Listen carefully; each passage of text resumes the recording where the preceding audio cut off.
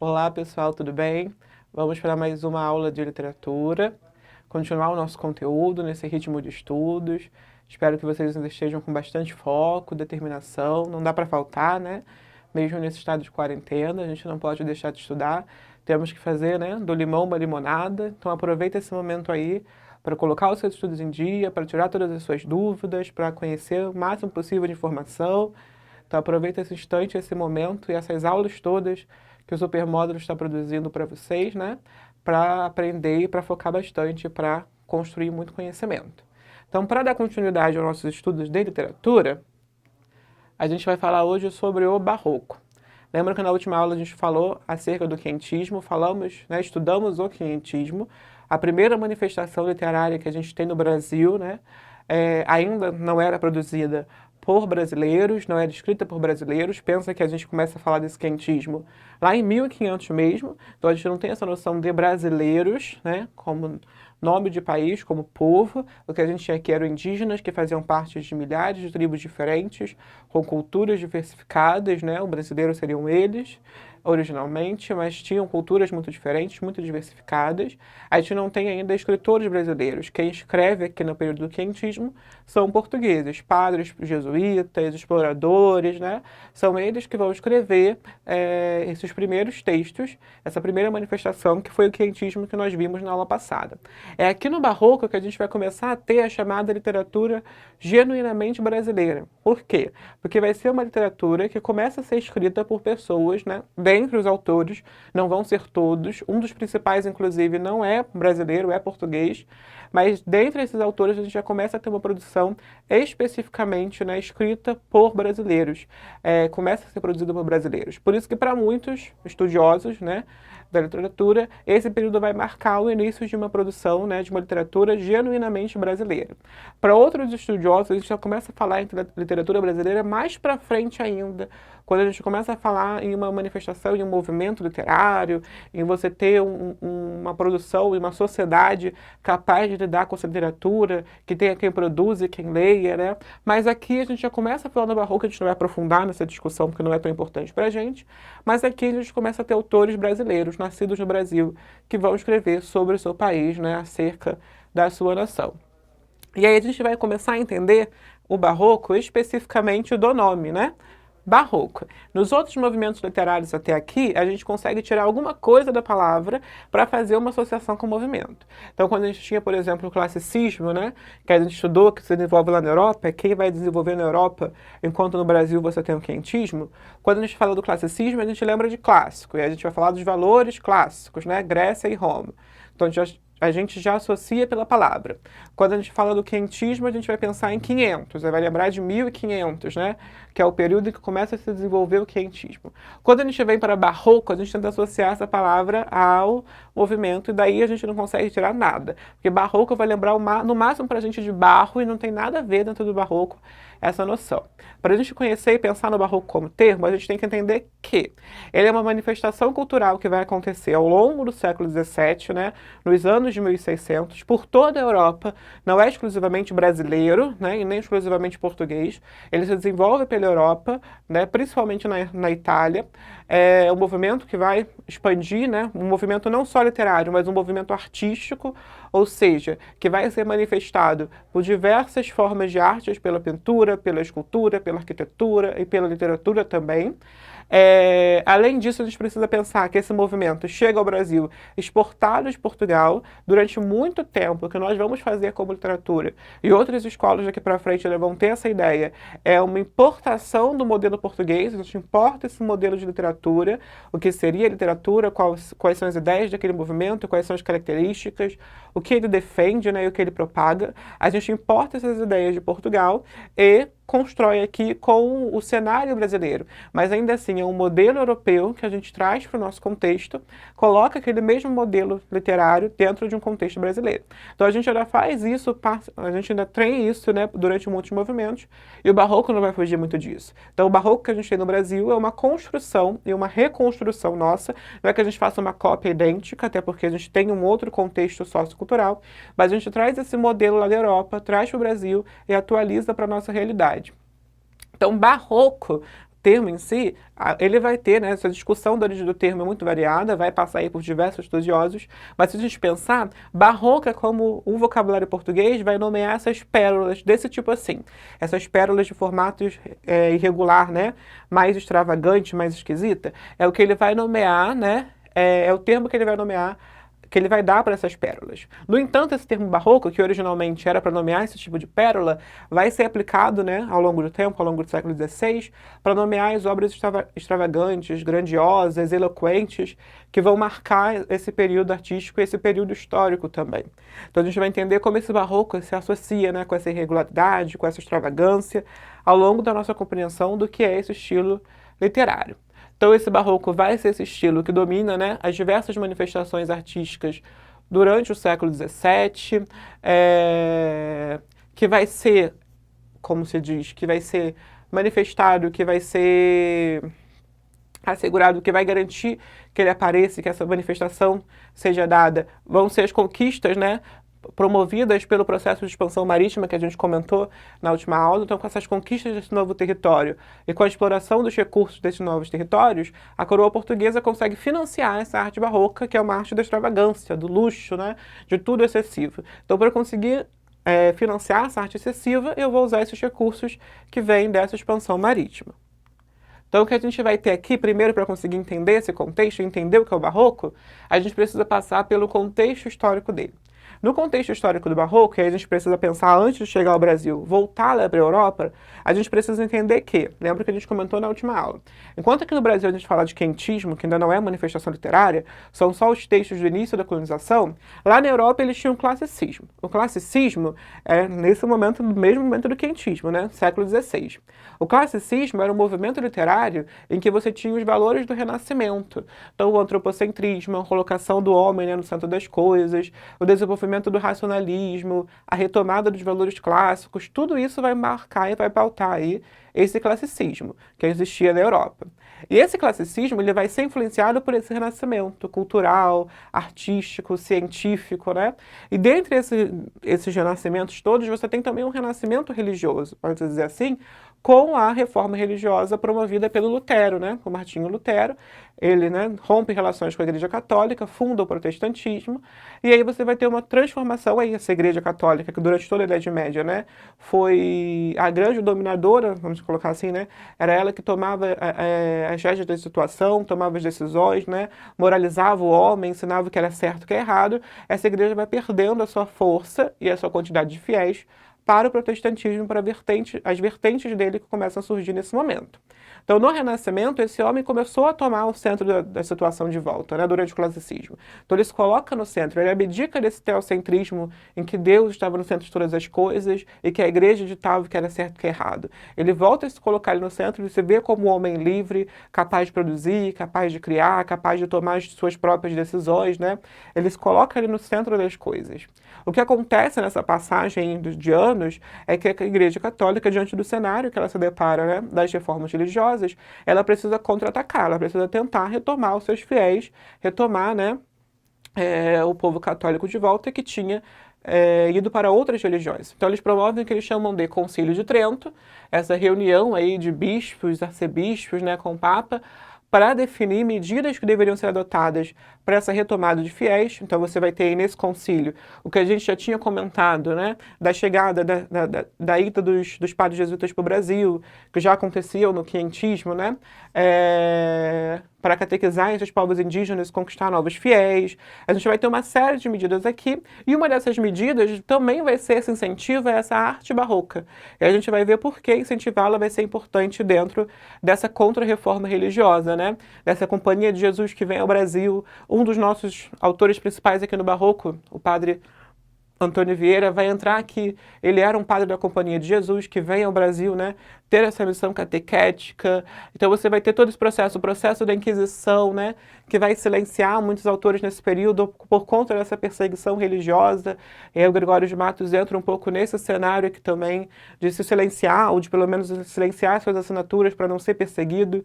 A gente vai entender isso melhor mais para frente. Mas a gente está nesse contexto histórico de contra-reforma. E o Barroco ele vai acabar sendo essa arte da contra-reforma, né, com o objetivo de propagar novamente essa fé católica, de valorizar, de revalorizar essa fé católica e de transmiti-la para a população europeia da época. Então ele vai surgir como esse movimento, né, defendido pela igreja e apoiado por ela, né, ela dá esse suporte financeiro até para os artistas, para que eles construam obras que tragam de volta essas temáticas religiosas.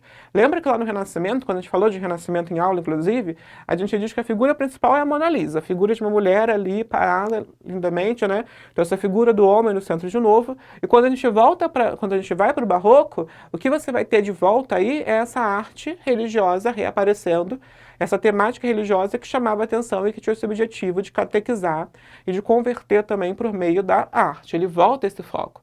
Então você vai ter, né, uma demonstração do poder da igreja, uma demonstração, né, dessa fé por meio dessa arte barroca. No entanto, o que acaba acontecendo, e aí vai entrar nas características do barroco, né, é que esse homem no período barroco, ele é um homem muito dividido, ele é um homem de contrastes. Por quê? Porque é um homem que está, né, dividido entre os valores do Renascimento, que diziam para ele que ele era livre, independente, o centro de todas as coisas, que ele deveria aproveitar a vida como bem entendia, que ele deveria viver ao máximo, e os valores do barroco, os valores dessa contra-reforma religiosa. Porque ao mesmo tempo em que ele quer viver essa vida ao máximo, que ele quer ser o centro de tudo, ele ainda está dividido por conta por conta da sua fé. Ele não abdicou completamente da sua fé. E essa fé cristã, especificamente essa fé cristã católica, vai dizer para ele que ele viver essa vida de liberdade, na verdade uma vida de libertinagem, que só manteria ele no pecado e que não garantiria a sua salvação. Então é um homem dividido entre o céu e o inferno, entre a carne e o espírito, né? Ele vive o tempo todo essa dualidade. Ele não sabe se ele prefere viver os prazeres terrenos, os prazeres da carne, ou se ele prefere abdicar desses prazeres, deixar eles de lado para preservar a sua alma e se salvar, né? Garantir a sua salvação eterna. Então ele vive essa dualidade. É um homem que está em conflito o tempo todo, né? O homem barroco é um homem em conflito. Ele não sabe qual caminho seguir. Ele fala das coisas do céu, assim como ele fala das coisas da terra. Ele sente prazer e desejo, assim como ele quer seguir a Deus e cumprir aquilo que ele diz e seguir os seus mandamentos. Então ele está o tempo todo dividido nisso que a gente chama de um dualismo, essa divisão, né, que ele tem entre o certo e o errado, entre um bem e o mal, né, entre um divino e o humano, que vai marcar as suas contradições, porque ao mesmo tempo, né, ele é um homem de contradição, porque ele quer viver os prazeres da carne, mas ele não quer abdicar da sua salvação, e aí ele tenta, né, usar os artifícios, a gente vai falar daqui a pouco sobre eles, dessa literatura barroca, inclusive, para tentar justificar as suas ações, para tentar viver esses dois caminhos diferentes, né? De céu e inferno, e do prazer da carne e do prazer espiritual. Então ele vive essas contradições o tempo todo. E é esse homem que vive esse dualismo, que esse dualismo, inclusive, né, essa divisão toda dele, vai chegar a um estado que a gente chama de fusionismo, que não chega a estar aqui, né? Mas pode aparecer também. O fusionismo é quando ele consegue chegar até a fundir os dois lados. Então, durante a alegria, ele sente a tristeza, né? Durante... ele vai encontrar o bem dentro do mal, o mal dentro do bem, a alegria dentro da tristeza, ele vai fundir os seus sentimentos, né? De tal maneira que esse dualismo acaba comprometendo a sua compreensão do que seria certo ou errado aí dentro. E aí essas contradições todas, esse dualismo todo, vai ser marcado pelas figuras de linguagem. E é aí que as provas vão chegar em vocês, né? Aí que esse dualismo vai marcar para você em prova. Porque para ele conseguir expressar isso, ele não consegue fazer isso de uma maneira objetiva. Ele vai ter que tornar o texto mais subjetivo, mais simbólico, e para isso ele vai explorar as figuras de linguagem. As antíteses, que vocês já conhecem bem, ou deveriam conhecer, se não estão lembrando, vale a pena até pegar suas aulas anteriores de, né, figuras de linguagem e retomar esse conteúdo, porque isso tem que estar fixado. Todas as provas cobram as figuras de linguagem, seja dentro de literatura ou fora, em outros gêneros textuais, né? Mas ela vai cobrar isso de você. Então você tem as antíteses, que são essas oposições, essa aproximação de termos opostos. Então é você ver no poema bem e mal, céu e terra, ou céu e inferno, bem e mal, humano e divino. Então ele aproxima esses termos. E o paradoxo, que é essa aproximação de ideias opostas, que é querer viver o prazer da carne, mas ao mesmo tempo preservar o prazer, preservar a sua salvação espiritual. Então ele entra nesse conflito paradoxal em que ele tenta aproximar, né, esses dois opostos, o divino e o humano. Para isso ele vai usar essas e outras figuras de linguagem que a gente vai comentar mais para frente. Então você vai ter aqui o hipérbole, porque o homem, o que acontece nessa arte barroca, né? Esse homem com dualismos, com contradições, ele vai entrar num estado de exagero. todo o sentimento dele ali é expresso com muito exagero, com muita emoção, com o máximo de emoção possível. A gente vai ver isso na pintura, na arquitetura, tudo é muito exagerado, é uma arte muito rebuscada. Então esse rebuscamento, esse exagero, ele vai aparecer de diversas formas. Por exemplo, aqui, ó, né? Essa é uma igreja de estilo barroco. Tudo ali tem que chamar muita atenção. Primeiro por quê? Porque a gente já entendeu que o barroco é essa arte da contra-reforma religiosa. Então ele quer conquistar fiéis. Para conquistar fiéis tem que chamar atenção, né? Prática de marketing mesmo, é chamar atenção com todos os detalhes. É fazer aquele fiel parar na igreja por horas para perceber cada elemento e cada figura sacra que é representada aqui dentro. Então tudo é muito rebuscado e muito exagerado.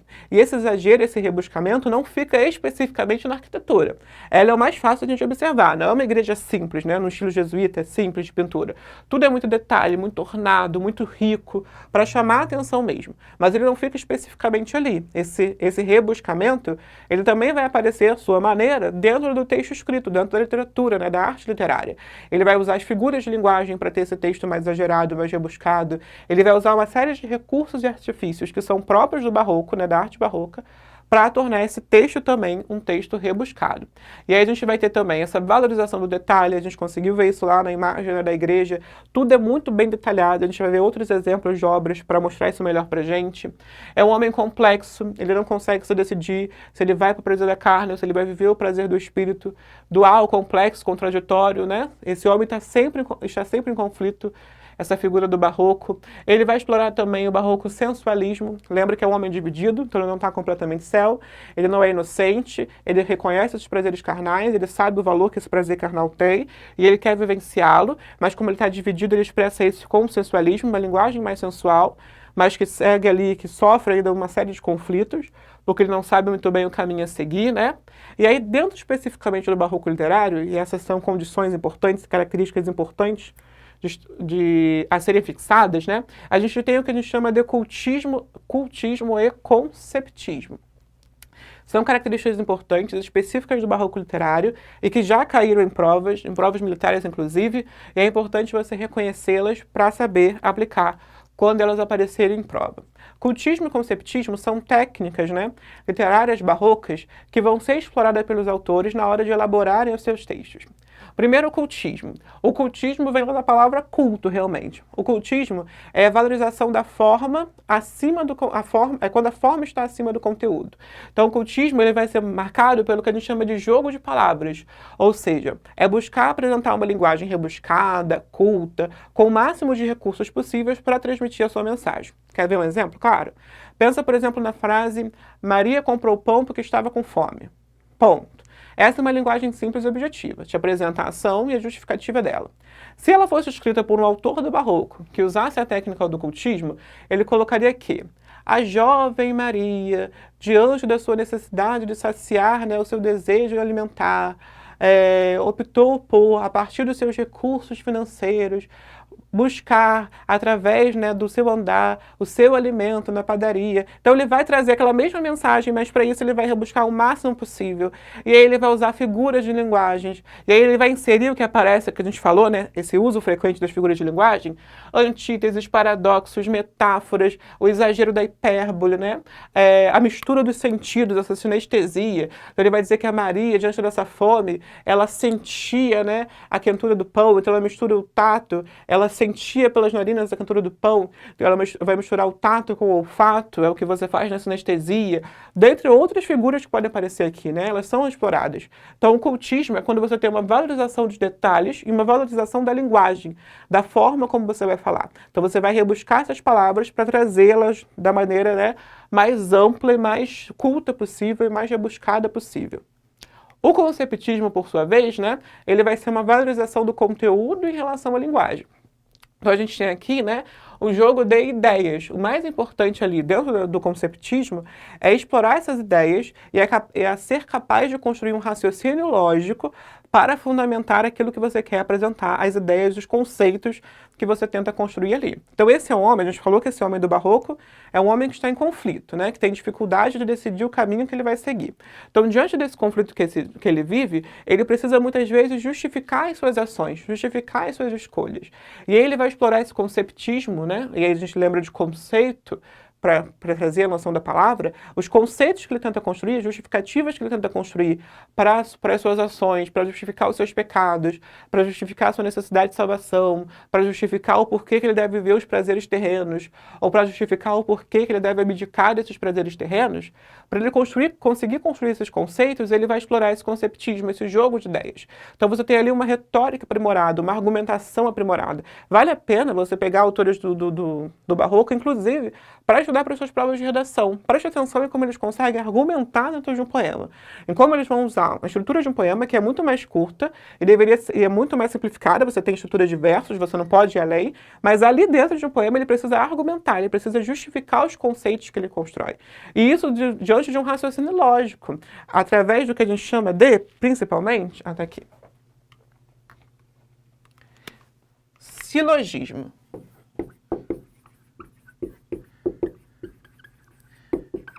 O silogismo, ele é uma estrutura, né, uma construção de raciocínio lógico que se dá pela elaboração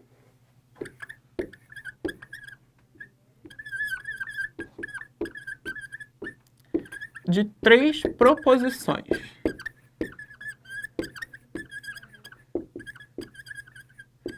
Isso é, pela elaboração de 3 afirmações. Essas preposições a gente vai chamar de premissa maior,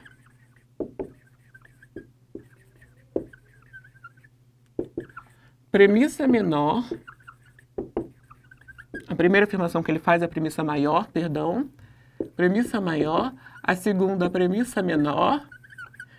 E a partir dessas duas, da relação que ele estabelece entre essas duas, ele chega em uma conclusão. A gente vai ver nos autores, né, mais pra frente, especialmente no Gregório de Matos, a gente já vai já comentar sobre ele, que ele faz muito uma construção de silogismos, né, desse raciocínio do silogismo, do tipo assim.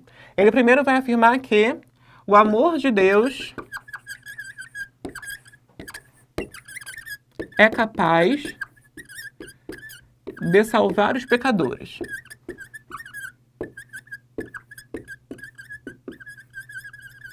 Essa é a primeira afirmação dele. A sua premissa maior, né? Depois ele faz uma segunda afirmação. Reconheço que sou... Na verdade, é melhor deixar como se fosse... Ele reconhece que é pecador. 2 afirmações. Que o amor de Deus é capaz de salvar os pecadores, né? E que ele reconhece que é o pecador. Então, a conclusão que ele vai chegar, a partir das 2 afirmações que ele faz, é: mereço ser salvo, ou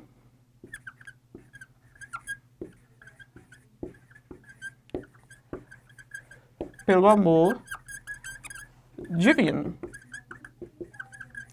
Se o amor divino salva os pecadores, e se ele é um pecador, ele então vai habitar aqui, né, nesse merecimento de salvação pelo amor divino.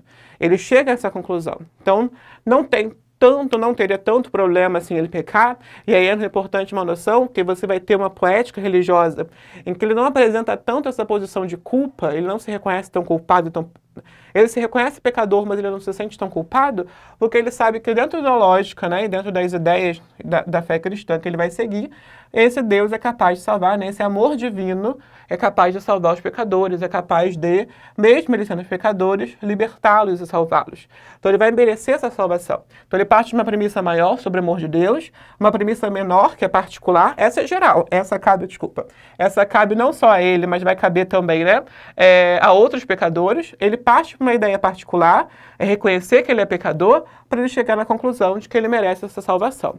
O que acontece algumas vezes, isso é importante, até se você for usar isso para a sua prova de redação, né, é que você não pode cair no problema de compor, por exemplo, um sofisma. O que vem a ser o seu sofisma? O sofisma é um silogismo que chega em uma conclusão falsa. O que isso quer dizer? Você parte de premissas que não se concatenam ou que não fazem sentido e você acaba chegando em uma conclusão falsa. Quer ver um exemplo? Aí já não mais dentro do barroco, mas mais genérico. Eu digo que todo abacate é verde. Essa construção especificamente, isso vale a pena, não é uma prova militar, mas esse sofisma foi construção de prova da UERJ, ó. Todo abacate é verde. O incrível Hulk,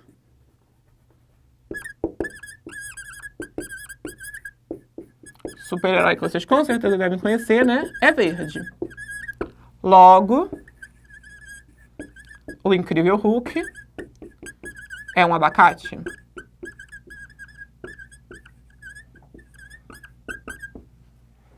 Tá vendo como você tem um problema aqui? Você parte de uma mesma característica que eles compartilham, isso é verdade, essa característica, né, de ter a cor verde, mas você faz uma conclusão que não tem uma conexão. O fato, né, essa característica do incrível Hulk não está ligada à característica dos abacates. Eles têm essas condições, né, ele tem essa mesma condição por origens distintas. Então você parte de uma conclusão de uma premissa maior para uma menor, mas a conclusão que você chega não tem o resultado pretendido. Aí você cai no sofisma e você acaba tendo uns também dentro da literatura barroca, né?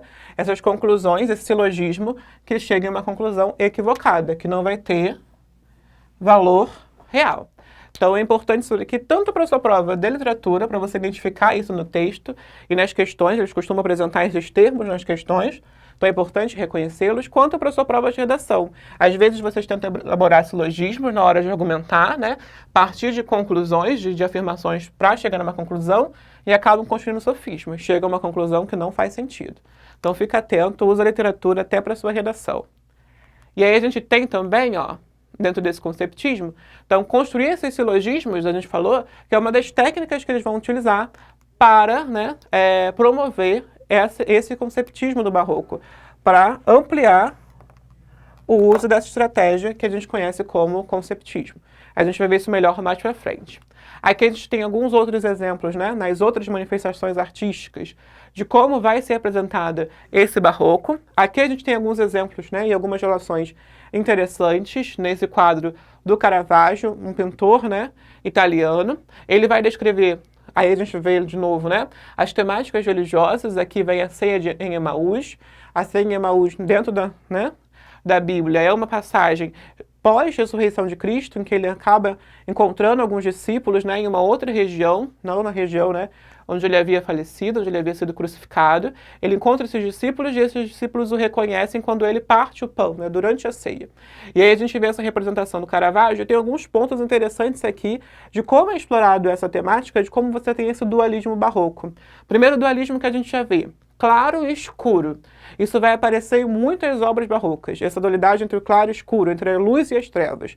Então, o que você tem de tema religioso fica na luz, e tudo aquilo que é mais humano, né, vai habitar o que está perto das trevas. Então, aqui ao centro a gente tem a figura de Jesus, e aí tem outro ponto que já marca essa relação divino e humano. As obras barrocas, muitas delas não vão ter as auréolas, né? São aquelas formações, aqueles semicírculos que costumam ver em cima da cabeça, né, dessas figuras religiosas, para marcar o que é divino e o que é humano ali. As obras barrocas não costumam apresentar isso. É o teu trabalho ele também identificar quem são as figuras religiosas nesse meio. Então aqui ao centro a gente tem a figura de Jesus, a representação de Jesus, que vai estar focado a luz inclusive vem em direção dele para focar o que é o divino, e aí tudo que é o humano, que vai entrar nesse contraste de luz e trevas, vai sendo abarcado e cercado pelas trevas.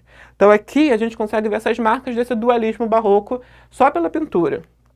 Aqui também, essa inclusive é a escultura que aparece na sua apostila, né? O êxtase de Santa Teresa, aí a gente já tem uma escultura também feita por um outro artista italiano, Bernini, e aí você vai ter essas marcas novamente do divino e humano, que é aquele contraste separando no meio da obra mesmo. Então o anjo representando a figura divina, e do outro lado Santa Teresa representando a figura humana. Preste atenção no que a gente falou do barroco como arte rebuscada e detalhada. Olha todos os detalhes que ele apresenta ao longo da obra para você, na forma como esses tecidos são construídos, né, dentro da escultura, na forma como cada face vai ter a sua expressão. O êxtase, né, é esse estado espiritual, e Santa Teresa, nos diários dela vai relatar isso, que ela vive intensamente, é um estado espiritual que você entra em contato maior com o divino, que você sai da sua dimensão humana para alcançar essa dimensão divina. E aqui vai aparecer do contato do anjo com a figura de Teresa. Então é o humano e o divino que acabam se fundindo ali, se conectando e se unindo. Então o humano, né, A santa humana que chega a um contexto divino e o anjo que chega e que se aproxima desse contexto humano. Então essa dualidade vai cercar o barroco, e esse dualismo, esse contraste entre o divino e o humano, vai aparecer no barroco o tempo todo em todas as suas manifestações. Aqui é só um exemplo para apresentar para vocês como esse barroco chega no Brasil e como ele traz as nossas características. Dá para perceber com, né, essa escultura do Aleijadinho, que é um dos principais artistas do barroco brasileiro, como a gente consegue trazer os nossos traços para a arte barroca. A gente pega essa ideia do barroco, da representação religiosa, da retomada desses valores religiosos, mas a gente apresenta os nossos traços, a nossa forma de compor, de esculpir, as nossas características. Se vocês procurarem pinturas barrocas, inclusive, vocês vão ver, né, que os nossos quadros, os tetos barrocos brasileiros têm as figuras, né, a representação étnica é mais voltada para o mulatismo. Então você tem a representação da cor, né, mais próxima da cor do brasileiro do que todos os caucasianos, como acontece na representação dos artistas europeus. E aí a gente chega finalmente no barroco na literatura. Na literatura brasileira, esse barroco vai ser esse período histórico do século XVII, os anos de 1600 até 1700, né? São as manifestações literárias que vão ocorrer aqui, que vão começar agora a serem manifestações genuinamente brasileiras, porque vão abarcar, né, essa característica dos textos brasileiros, perdão, vão abarcar a característica dos textos, né, escritos por brasileiros. É o que a gente vai ter de novidade aqui no barroco. Um ponto importante, a gente vai ter essa oposição que a gente falou, e vai marcar isso também, vai aparecer na literatura, essa oposição entre um teocentrismo e um antropocentrismo, um homem que se divide entre Deus, né, e a sua humanidade. E aí você vai ter um movimento artístico entre esse homem, vai apresentar essa contradição, a contradição que ele vive, a contradição da vida, uma vida que é difícil de viver porque ela é passageira. Tudo isso vai ser marcado nesse barroco. A gente tem, isso aparece também na sua apostila, o marco inaugural, né? A gente costuma dizer que esses movimentos literários não têm uma passagem e um início e término tão bem marcado. Então não é que vai começar o próximo estilo, que a gente vai ver na próxima aula, né, com a professora Elaine, que é o arcadismo, não é porque ele vai começar que acabou todo o movimento barroco e ninguém mais fala disso. O que acontece é que você tem uma transição de um para o outro, e em alguns momentos, inclusive, esses autores, né, e esses autores de estilos diferentes vão conviver no mesmo período, vão conversar, vão ser amigos, vão participar até do enterro um do outro, a gente vai falar isso melhor em romantismo. Então você tem processos, movimentos que convivem ali. O que a gente costuma fazer, isso a prova costuma cobrar de você, é que você reconheça marcos, né, de início de um e do outro. Aqui a gente tem como marco do barroco, início do barroco, a publicação do Prosopopeia, que é um poema, né, um poema épico do Bento Teixeira, que é a primeira manifestação escrita que a gente tem especificamente, né, no Brasil, escrita por um brasileiro, e que vai ser esse marco inaugural do barroco. Mas ele só aparece, isso tem inclusive na sua apostila, isso que nem chega a ser apresentado aqui, como realmente um marco inaugural, para você gravar a data, para marcar quando começou, em 1601, essa publicação, porque ele nem é tão relevante dentro dos estudos de literatura, ele nem costuma ser tão abordado quando a gente trabalha barroco, né, dentro das provas. Dentro, né, desse contexto, dentro dessa literatura barroca, esse homem vai usar e vai abusar desse jogo de palavras e ideias, do ocultismo e conceptismo que a gente viu, vai usar um sentimento exaltado, uma paixão que não é mais controlada, esse racionalismo que você tinha no classicismo não aparece no barroco, é um homem racional, porque ele não só consegue se decidir como ele vai viver. E aí a gente tem os temas, né, mais comuns dentro dos textos da literatura barroca. Primeiro, fugacidade da vida e instabilidade das coisas, tudo é instável, nada pode ser determinado, fechado, né, restrito, a vida é passageira, ela é fugaz, a vida é efêmera, preste atenção, isso já foi tema, né, inclusive tema de redação de prova, a efemeridade, não da vida, mas da felicidade, essa palavra efêmera aparece, vocês às vezes não reconhecem, mas efemeridade é essa passagem, é reconhecer que as coisas são passageiras, e aí esse homem reconhece que, né, ó, a efemeridade das coisas, reconhece que a vida é passageira, e ele acaba encontrando na morte, né, essa expressão máxima da efemeridade. Não tem como eu perder o meu tempo, porque daqui a pouco a morte chega, a vida passa, então eu preciso aproveitar esse momento. Ou eu tenho que me controlar e pensar na minha salvação, porque daqui a pouco a morte chega, e se eu não estou preparado, para onde eu vou? Então é isso que vai marcar essa dualidade dele, né? Essa concepção do tempo como agente da morte e da dissolução das coisas. Então o tempo transforma as coisas, o tempo transforma as faces, transforma as figuras, transforma as relações, né? O castigo como decorrência do pecado, é um homem que está dividido, ele sabe o castigo que ele pode sofrer pelo pecado que ele comete, então ele tem medo de pecar para não ser castigado. O arrependimento, que alguns autores vão expressar, reconhecer o seu pecado, a narração das cenas trágicas, o erotismo, né, a exploração desse sensualismo humano, o misticismo, esse contato com o divino e o apelo à religião. Aqui na literatura brasileira, né, a gente vai ter uma estética que vem da Europa, mas que quando chega aqui, né, o barroco a gente já sabe que é a estética que vem da Europa, mas quando chega aqui ele ganha a cara do Brasil, né, ele acaba sendo readaptado, sofrendo esse abrasileiramento por parte dos escritores, porque ele começa a ser explorado dentro do nosso contexto. Dentro da poesia barroca, a gente tem como principal expoente esse carinha aqui, Gregório de Matos. Gregório de Matos foi um autor, né, um escritor baiano, que é conhecido pela sua poesia diversificada que ele produziu. Ele não tinha uma temática específica, né, que ele fosse reconhecido. Então ele tem poemas satíricos, religiosos, filosóficos, líricos, amorosos.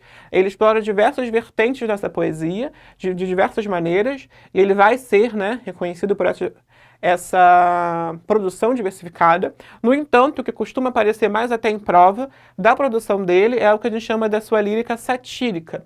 Satírica em que sentido? Satírica no sentido de ironizar, debochar da situação social em que ele se encontrava. Então, uma literatura crítica que satiriza, que ridiculariza o contexto social, econômico e político no qual ele vivia naquela época. A gente vai ver isso melhor mais pra frente, né? Por conta desse satirismo todo, dessa crítica toda que ele vai apresentar, ele vai ganhar o belo apelido, a bela alcunha de Boca do Inferno, né?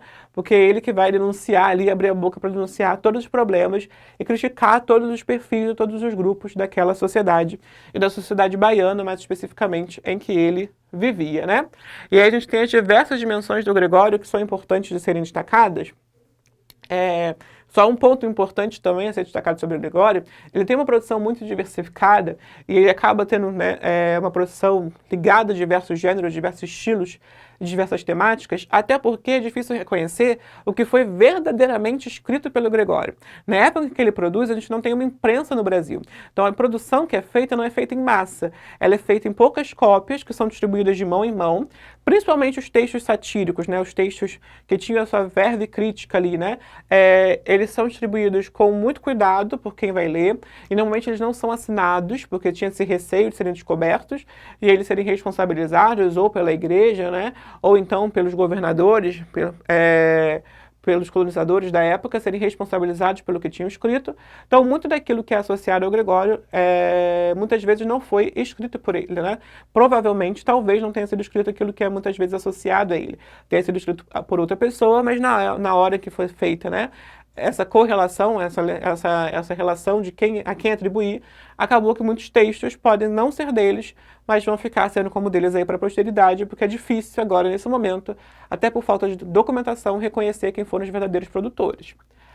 Então, quando a gente fala do Gregório, a gente fala desse desdobramento de um poeta que parece ser muitos, né?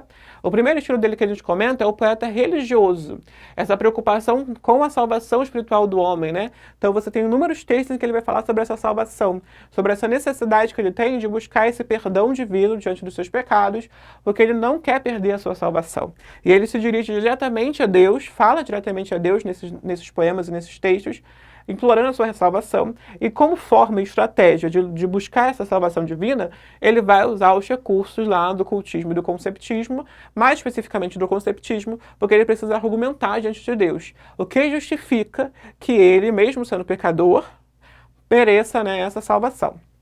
Olha o que ele vai fazer aqui nesse poema especificamente. Soneto a Nosso Senhor pode aparecer como soneto a Nosso Senhor Jesus Cristo, né? Pequei, Senhor, mas não porque hei pecado. Da vossa alta clemência me despido, porque quanto mais tenho delinquido, vos tenho a perdoar mais empenhado. Então aqui ele já faz esse jogo do conceptismo. Ele reconhece que ele peca, mas não é porque ele peca que ele se afasta dessa salvação divina. Talvez por ele ser pecador e por reconhecer ser pecador é que ele vai buscar essa clemência, porque ele sabe que quanto mais ele tem delinquido, né, mais empenhado ele pode buscar esse perdão divino. Quanto mais, né, por ser pecador, aí sim que ele deve buscar esse perdão divino, porque o perdão divino vai levar a esse perdão do pecado. Se basta a vós irar tanto pecado, a abrandar-vos sobeja um só gemido, que a mesma culpa que vos há ofendido vos tem para o perdão lisonjeado. Se uma ovelha perdida e já cobrada, glória tal e prazer tão repentino vos deu, como afirmais na Sacra História? Eu sou o Senhor, a ovelha desgarrada. Recobrai-a, e não queirais, pastor divino, perder na vossa ovelha a vossa glória. Então, o que ele faz aqui? Ele argumenta mesmo com Deus. Ele não é só, ele não chega ali e se dobra de joelhos e fala, pequei, pequei, me perdoe, enfim. Ele vai argumentar com Deus sobre por que ele merece essa salvação, né, espiritual. Então, ele vai dizer, né, que essa salvação é o que a gente apresentou no silogismo dele, né? Que por ele ser pecador, e pelo amor divino ser capaz de perdoar e salvar o pecador, ele se reconhece pecador para que possa ser perdoado. E ele vai justificar dizendo que o Senhor mesmo diz lá no Evangelho que se uma ovelha se perde do bando, o Senhor deixa os 99 para resgatar a sua ovelha. Então o Senhor não vai querer perder a sua glória por conta de mim. Eu, pecador, pequei, me afastei, né, das suas ovelhas. O Senhor vai perder a sua glória me deixando para lá? Não, né? Mesmo que eu tenha pecado muito, depois de pecar muito eu te irei, mas eu reconheço num só gemido, né, numa súplica, eu reconheço o meu pecado e busco o seu perdão. E o Senhor não vai perder a sua glória divinal por conta de mim. O Senhor pode ir lá então fazer o favor, me busque como ovelha perdida, me traga de volta para o seu bando, né, porque o Senhor não vai perder essa glória por conta de uma ovelhinha. O Senhor vai fazer esse papel que o Senhor mesmo afirma como Deus na Sacra História, na Bíblia, no Evangelho, de resgatar essa ovelha de volta para o plano da salvação. Então ele reconhece o pecador, mas ele também apresenta ali, né, argumenta para com Deus do porquê que ele merece esse perdão. O poeta satírico, o poeta que vai ridicularizar. Aí a gente tem uma outra vertente do Gregório de Matos, em que ele ridiculariza, em que ele critica principalmente o governo da Bahia, né? A situação econômica que vivia o Estado da Bahia. O Estado da Bahia, nesse período, passava pela prática do mercantilismo europeu, né? Do mercantilismo português, mais especificamente, ou seja, a metrópole absorvia, né? E explorava o máximo possível a sua colônia, tomava o máximo de recursos possíveis e obrigava essa colônia a fazer negócios exclusivamente com ela, negócios que não eram nada lucrativos para os colonos. Então a gente vivia essa situação de exploração econômica e é essa exploração que ele vai criticar dentro dos seus textos. E criticar também os tipos daquela época, desde o governador, que ele faz uma crítica até direta realmente, até os tipos religiosos, as figuras religiosas, os padres, as freiras, todo mundo que ele vê que vive, né, em uma contradição também, que não corresponde àquilo que diz, né? Ele faz uma crítica a quem tem esse comportamento que não corresponde àquilo que defende, né? Que não faz, que fala uma coisa, mas que faz outra. Então essa crítica dele vai ser, né, vai explorar todos os lados possíveis, vai ser dirigida a todo mundo. Por isso, boca do inferno, é para atingir quem estiver pelo caminho. Desde as figuras religiosas, das figuras políticas, ao ambiente econômico, né, aos nobres brasileiros, vamos dizer assim, ou seja, aos colonos que nasceram no Brasil e que enriquecem por serem filhos de colonizadores, todo mundo vai passar por essa crítica do Gregório. E aí ele vai apresentar nesse texto, por exemplo, uma dica que eu dou aqui, antes de começar a leitura, é buscar a versão musicalizada que a gente tem nesse poema, né? Que vai ser produzida pelo Caetano Veloso, também se chama Triste Bahia. Vale a pena você buscar para reconhecer e fazer essa relação entre um texto lá do século XVII com um cantor da nossa atualidade, né? Dos nossos tempos. Triste Bahia, ó quão dessemelhante estás e estou do nosso antigo estado. Pobre te vejo a ti, tu a mim, a mim empenhado. Rica te vi eu já, tu a mim abundante. A ti trocou-te a máquina mercante, que em tua larga barra tem entrado. A mim foi me trocando, tem trocado, tanto negócio e tanto negociante. Deste em dar tanto açúcar excelente, pelas drogas inúteis que abelhuda, simples aceitas do sagaz brixote. Ó, se quisera Deus que de repente um dia amanheceras tão sisuda que fora de algodão o teu capote. Tão sisuda que for de algodão o teu capote. O que ele vai apresentar aqui ao longo desse poema? Ele vai apresentar para você essa relação que ele tem nessa Bahia. Triste Bahia, porque ele, né, mantém uma relação de tristeza com a sua cidade, e ele vai comparar a Bahia daquela época com o seu próprio comportamento, com a figura desse eu lírico, né? Ele vai comparar o crescimento e desenvolvimento e a queda dessa Bahia com o seu crescimento e desenvolvimento e a sua queda. Então antes ele tinha visto essa Bahia tão rica e tão abundante, e ele tão abundante, e hoje os dois se encontram no estado de pobreza, porque passam, tanto esse eu lírico quanto a Bahia em si, pela exploração dessa máquina mercante, ou seja, ela que oferece tudo, dá tanto açúcar excelente em troca, né, de uma demanda, em troca de materiais não tão úteis e não tão valiosos quanto aquilo que ela produz e quanto aquilo que é o fruto da sua exploração, né, aquilo que é explorado dela no caso. Então ele reconhece essa baía como território de exploração e para apresentar a exploração ele não traz só, né, uma crítica direta da cidade. Ele compara a cidade e esse é o lírico. A cidade empobrece e esse é o lírico também empobrece. E o poeta amoroso, né, a produção lírica agora aí do Gregório de Matos, é um poeta amoroso, é um poeta que vive angustiado e que ele tem dificuldade para expressar esse amor, né? Por que ele tem essa dificuldade para expressar esse amor? Porque ele tem, né, ele vive essa dualidade do barroco. Ao mesmo tempo que ele quer amar, né, e ser amado, ele sabe que talvez esse amor que ele venha viver não corresponda aos seus valores, não corresponda aos valores cristãos, principalmente se ele for ali pecar contra a castidade, né? Não seguir os mandamentos da lei cristã, da lei católica, ele tem medo dos efeitos que podem ser gerados ali desse relacionamento. Então, ao mesmo tempo que ele é apaixonado por essa figura amada, né, pela sua Ângela, ao mesmo tempo que ele vive esse amor intensamente, ele reconhece também que isso pode ser perigoso para a sua constituição. Então, ele sabe, e para a sua salvação, né? Então, ele está dividido aí dentro dessa relação amorosa. E aí você tem também aqui, como aspecto do barroco, isso pode aparecer para você, o carpe diem, né? Carpe diem é um valor latino que vai aparecer lá dos valores clássicos, que quer dizer aproveitar o dia, tá? Até aqui, se eu não me engano, no início do nosso elemento sobre o Gregório. Se não tiver, depois eu coloco para vocês. O carpe diem é essa capacidade de aproveitar o dia, e o que o Gregório, desculpa, vai falar em muitos dos seus poemas, né? Em que ele discute essa necessidade de aproveitar a vida, porque ele reconhece lá das características do barroco, né?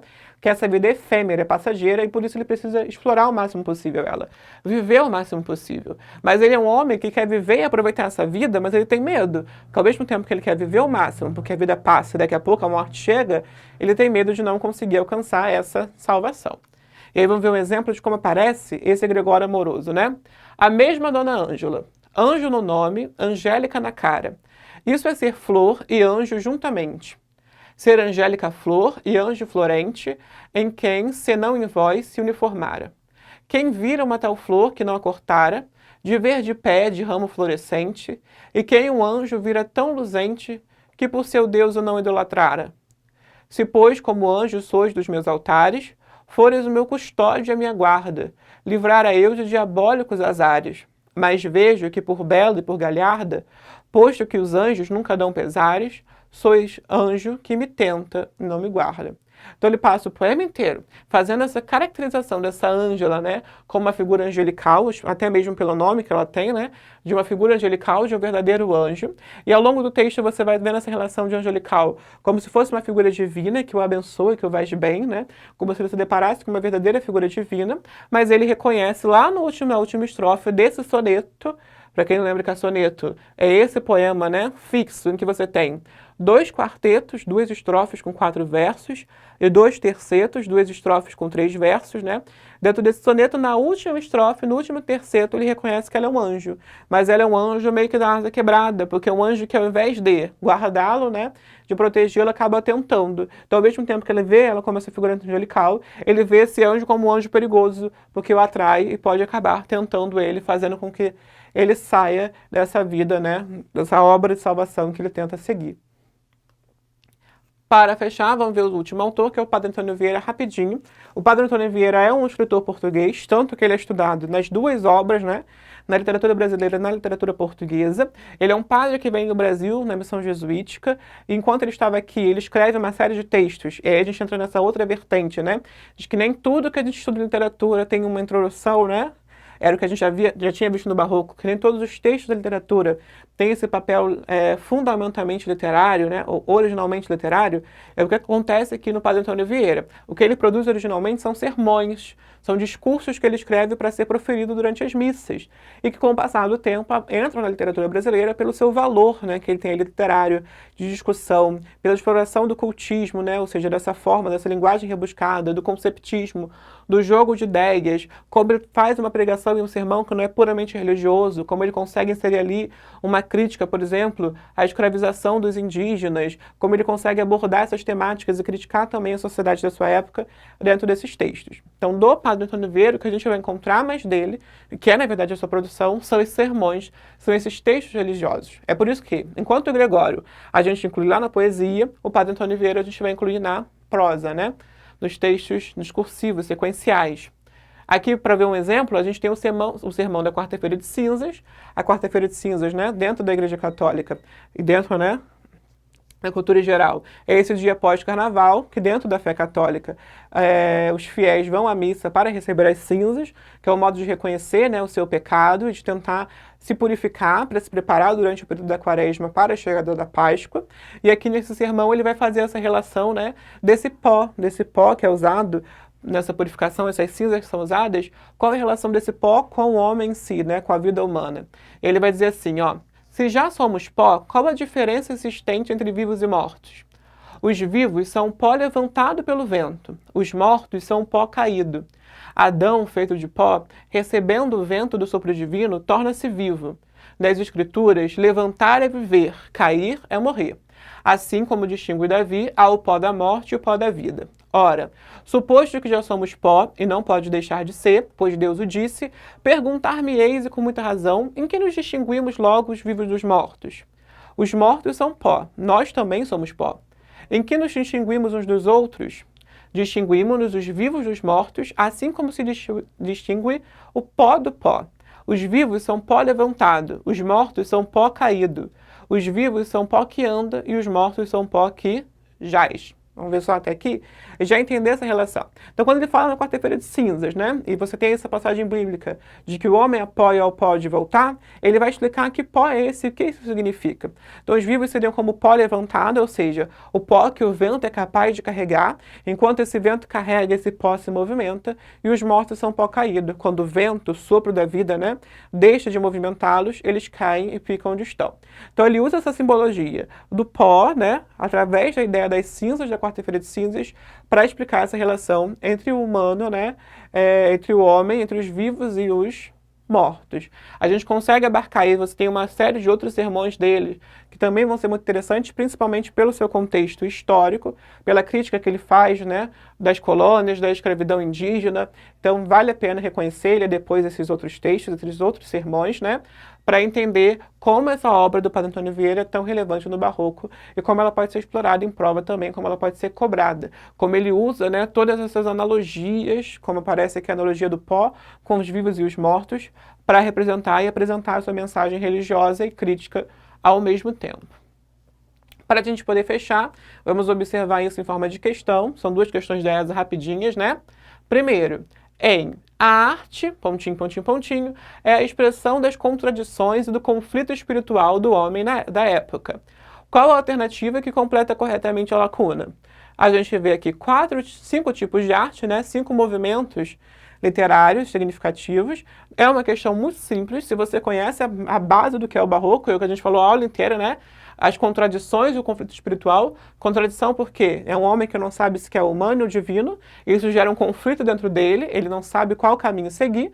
Essa é a base do Barroco como literatura. Então a gente já marca aqui a alternativa B.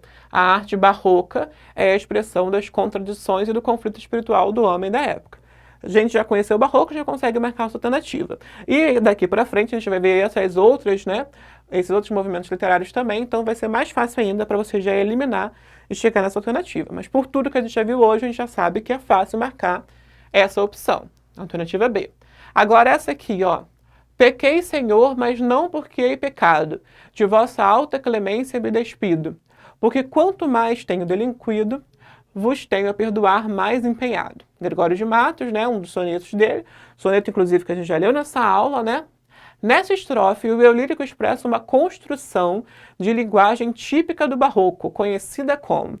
A gente falou sobre essas construções, né, sobre as estratégias linguísticas que a gente tem no Barroco ao longo dessa aula, e aí a gente pode fazer essa questão, como fizemos lá na aula sobre quentismo, anulando opções que não fazem sentido nenhum para a gente. Então a gente já vem aqui primeiro com cubismo. Né? Vamos pensar nos termos que a gente viu durante a aula. A gente viu o termo conceptismo e cultismo. Então a gente separa eles ali que são importantes. E já anula cubismo. Cubismo, né, é uma das vanguardas artísticas europeias lá no início do século XX, então a gente já descarta aqui. O gongorismo vai fazer relação com o cultismo, é um outro nome que ele vai receber por conta de um poeta espanhol chamado Luís de Gólgora. Então a gente deixa ele ali Góngora, na verdade, a gente deixa ele ali guardado como uma possível opção, depois a gente descartar eles melhor. O maneirismo tem a ver lá com o classicismo, então a gente também já descarta, já não está dentro do barroco, a gente já fala aqui sobre específicos do barroco, né? Então a gente fica ali entre os três. Aí a gente precisa reconhecer se é cultismo ou conceptismo. E aí vem uma dica importante, não estou reconhecendo em prova. Preste atenção que ele apresenta como cultismo ou gongorismo. O gongorismo é uma outra denominação para o cultismo, né? Que você pode apresentar. Claro que ele não vai colocar em prova uma questão com duas alternativas possíveis. Então você já anula aqui e vai para o conceptismo. E vai principalmente para ele porque você consegue reconhecer pelo texto que ele te apresenta aqui que o que ele faz é esse jogo de ideias. Não há ali uma linguagem tão rebuscada para falar sobre esses termos. O que há aqui é um jogo não de palavras. Então a gente anula o cultismo e o gongorismo. O que há aqui é o jogo de ideias. É a valorização das ideias que vão ser exploradas ali por ele. E esse jogo de ideias de reconhecer que é pecador e reconhecer que por ser pecador, ele pode ser, né, salvo pela misericórdia e pela bondade divina. Então ele joga com essas ideias, faz esse jogo, esse raciocínio que ele constrói para implicar a sua salvação. Por isso aqui, a alternativa A, conceptismo. Agora, para fechar, vai ficar aí para você, né, exercitar tudo que a gente viu ao longo dessa aula. Então você vai lá no seu assunto 9 de novo, é o nosso assunto de exercícios, né? Ainda nos exercícios do nível 2, você vai fazer as questões 11 até a questão 27. Tem bastante coisa aí para você exercitar. No momento adequado, a gente vai ter um momento lá para tirar dúvidas, caso apareçam dúvidas durante a resolução dos exercícios, mas treina bastante, porque vai ser importante para você. Já viu que aparece em prova, já apareceu mais de uma vez, inclusive, na prova da ESO especificamente, mas as outras também aparecem, né? Então é importante você treinar o máximo possível para reconhecer todas essas características, ok? Lembrem, né, de assistir, continuar assistindo as próximas aulas, de deixar aí no comentário o seu nome, né, o seu nome completo, porque é como esse comentário vai funcionar como a nossa lista de chamada. Continue estudando, se previnam, se cuidem, né, contra o coronavírus, mas foco nos estudos para conseguir todos os seus objetivos. Valeu, tchau, tchau.